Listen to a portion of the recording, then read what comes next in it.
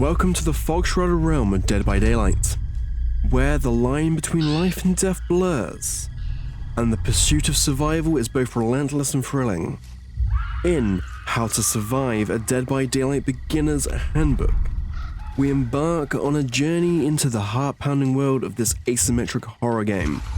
Whether you're a newcomer nervously stepping into the fog for the first time, or a fledgling survivor seeking to hone your skills, this guide is your essential companion.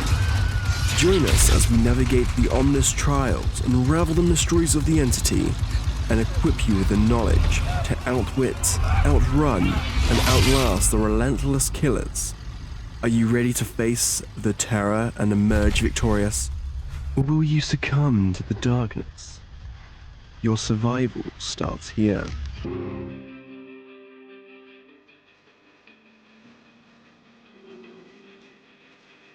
Today, we're going to be talking about Boons and Bloodpoints. And to begin, we're going to first talk about Boons and what Boons do. And in the short term, they're basically the same as hexes for killers. They take up the role, well, not a role, but they take up the spot of a totem, which you have to then put onto a totem to begin with, and then it has an effect. So like with Circle of Healing, anyone within 24 meters radius of the boon or the totem that the boon has been put on gets an increase of 100% into healing.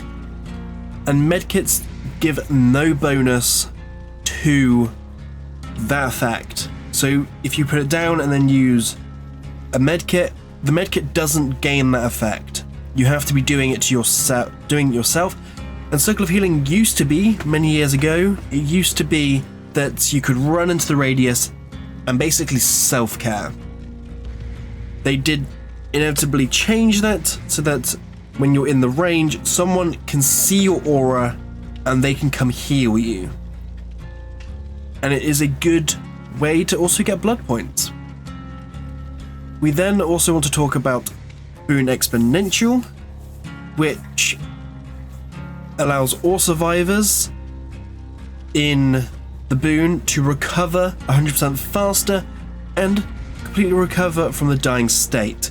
Basically giving you the perk from Bill Unbreakable for the entire time that you are in that radius of the boon. But the difference between Unbreakable and Boon Exponential is the fact that if you are inside the radius of the boon, you can actually get up as many times as you want, as long as that boon hasn't been spotted by the killer and then stumped out. We then have Boon Illumination, which allows survivors inside the boon's range to see the auras of all chests and generators, which was recently brought in by Alan Wake in the Alan Wake chapter that's not long released, a couple of weeks back. And basically, if you have a lit boon totem, you cleanse or bless another totem quicker by 10%. But the main point of this perk is for the seeing aura of all chests and generators. I do believe it's only within a certain radius as well. I don't think it's every chest and generator on the map. I might be wrong. Comment down below if I am wrong, because it'll let other people know as well. Then we have Boon Shadow Step, which basically means when you go within the range, the 24 meter range of this boon, you do not leave scratch marks, and your auras are hidden by the killer. Or hidden from the killer, I mean. So I do want to say, if the killer has barbecue and chili, I don't think if you're inside the Boon of Shadow Step's range, you're shown to them. I don't think. I could be wrong on that. Please let me know in the comments section below as well.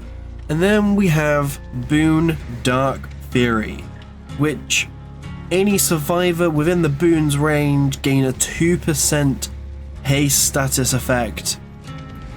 This lingers for 2 seconds after leaving the Boon's range. It's a little bit like having made for this and having that little extra bit of haste, basically meaning you run that a little bit quicker. And I can't tell you what the max one of this is because I don't have that unlocked. I want to say it goes up to like 6% haste. I could be wrong. I do want to double check that, just in case. Where is it, Yoichi? Do I have his perk? I keep getting the wrong Boon. No, I don't have it fully upgraded on him, but does it go to 6%? No, even at level 2. Oh, it increases the rate, increases the time that it lingers for after the effect is meant to wear off when you go outside the Boon range. So that is all 5 of the current Boons in the game from when I'm filming this. I do believe with Sable coming into the game, I do believe she has a Boon coming in.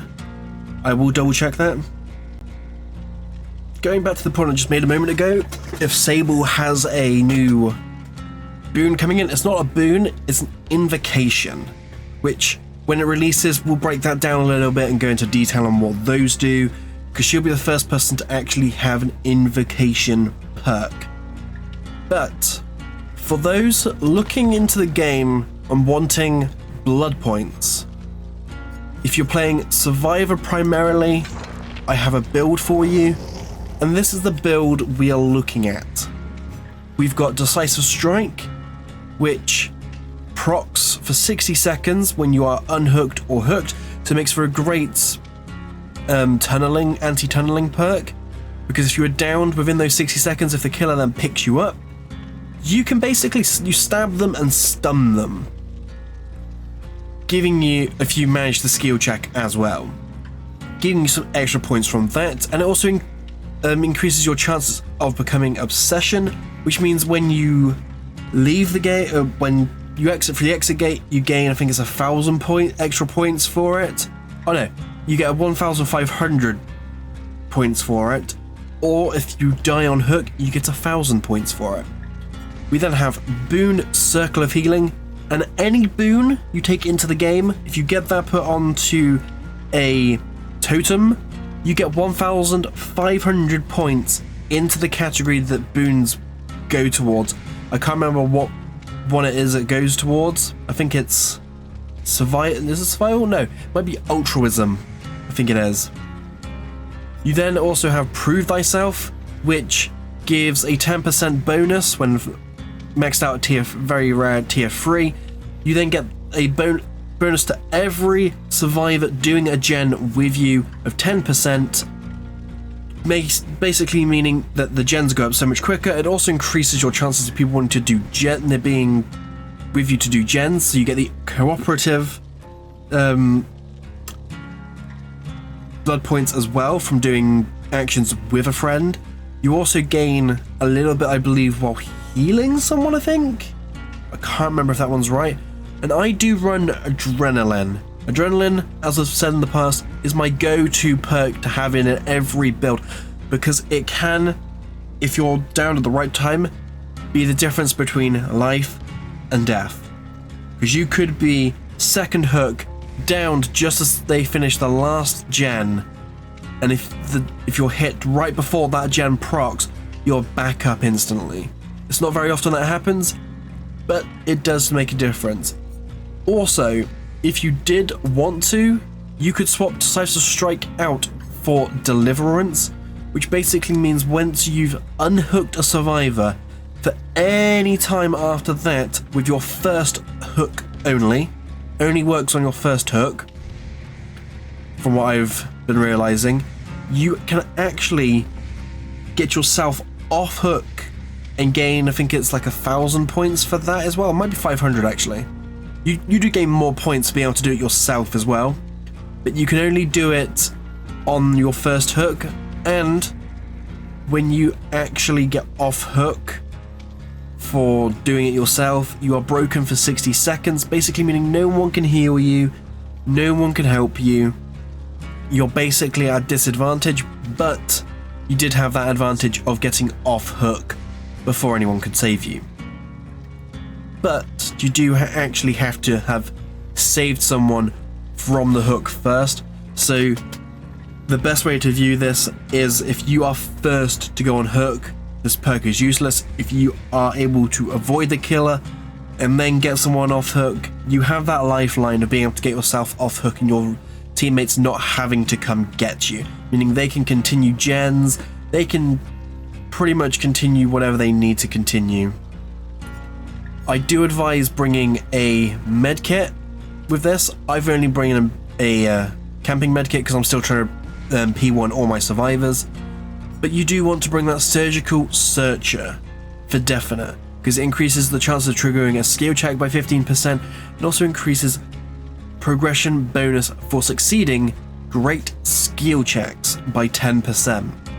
Basically meaning you're getting the extra points if you can be hitting those skill checks on the great part. The second item in this, I've got bandages just to increase the charges of the medkit. You can choose whatever you want to go with it. An offering, you can choose whatever you want with it.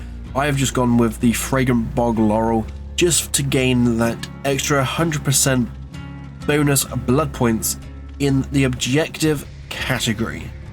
Because I'm the sort of person who does gens mostly. I will save someone if I have to, but I will keep going around and doing gens the best I can without being seen by the killer, hopefully. The killer side of things we are going to talk about now, because we are going to be moving into doing killer videos soon. And don't get me wrong, I'm not currently playing Night because I want to. We are playing it because you have daily rituals, which for me at the moment all of them are killer based, and we have stuff like Rites of the Blight, which is with the Blight down for survivors with a lethal rush. Easier said than done. You've got Rites of the Night. With the Night, have a guard damage a survivor 5 times, and Rite of the Dark Within, which is with the shape, so Myers, level up Evil Within 4 times.